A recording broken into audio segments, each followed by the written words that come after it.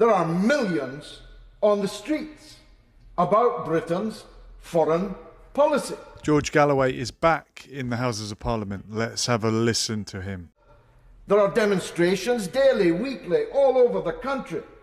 People are seized of our role in international affairs in a way that, for someone like me, there can't be many members in the House who have participated in more foreign policy issues from the 1980s until now. George has been around a long time.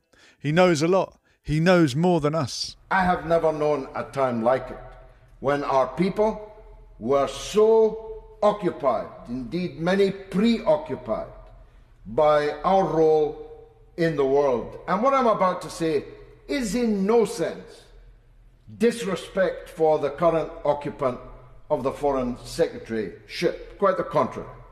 He's a big improvement on his predecessor.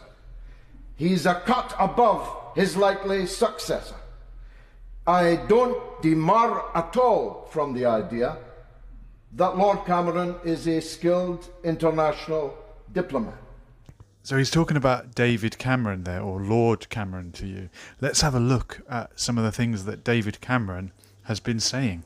As they are the occupying power in Gaza, that they have to make sure that humanitarian aid, that food and water and shelter are available to people in Gaza, because if they don't do that, that would be a breach of international humanitarian law as well. Well said, David. You're saying the right things. Just this day, for example, Prime Minister Netanyahu announced that this port that's being built in Gaza, with the rubble of the homes destroyed in the bombing, including the skulls and the bones of the people destroyed with the houses and lying unburied under the rubble, that according to Netanyahu, this port is being built for the deportation of millions of Palestinians from the territory. If you're one of those people that supports what's been done in Gaza, how do you live with yourself? They're talking about mass deportations.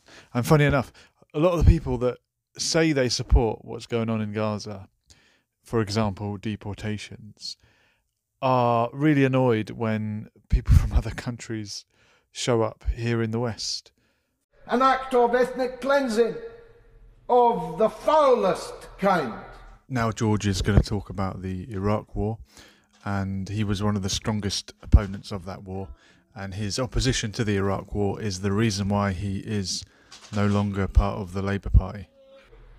It was a disastrous decision, but at least it was a decision that the Prime Minister and Foreign Secretary of the day were ready to and had to defend each and every single day. The debates, not many of us here now were involved in them, except thee and me. These debates were of the fiercest and most urgent kind. But we may be on the brink of World War III, Madam Deputy Speaker. Little Macron may be about to march his legionnaires into Odessa, creating the gravest international crisis since the Second World War. And we will not be able to question our Foreign Secretary about it. We'll have to wait for the morning editions to learn what the government intends to do about it. War in Ukraine, war in Gaza, maybe war against Iran, war in the Red Sea, war everywhere. Foreign Secretary, nowhere. Nowhere, at least, that he can be questioned by the people in this country who are elected to question him. That's the point, Madam Deputy Speaker. It is our duty to hold ministers to account. But by definition, in this situation, we cannot hold the occupant. We talk about great offices of state. At such a period of high tension, there can be no doubt that the second most important office of state in Britain today is the Foreign Secretary, but he is out with our reach. We can't even, as we once did, rub shoulders with them in the division lobby. We can't even see him in the members' tea room. We can't bump into him in the corridor here.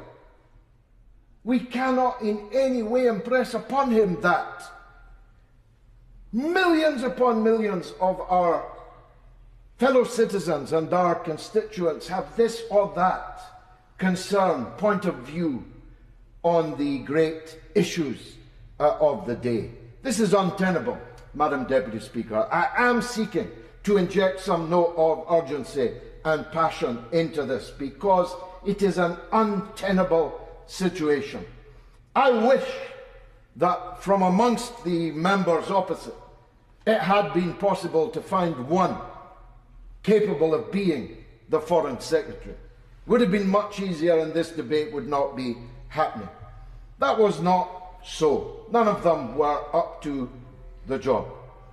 It's therefore incumbent immediately for the government to bring forward a solution whereby we are able to look in the eyes of the second most important politician in the state and press upon him the political preoccupations that occupy the concerns of millions of us.